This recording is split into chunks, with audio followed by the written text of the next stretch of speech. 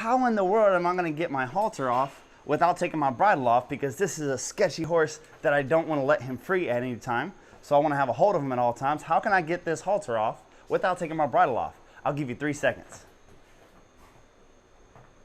Okay, you got it? If not, I'm gonna show you. What we're gonna do here is we're gonna undo the top of the halter like that. Then we're gonna come down like so and put this halter right in his mouth, like that. And we're gonna go under that bit, just like that, and voila. If you have a horse that's hard to catch and you don't wanna take your hands off him for 1 second, you had him the whole time, you had him in a halter, then you put the bridle on, then you took the halter off without taking the bridle off.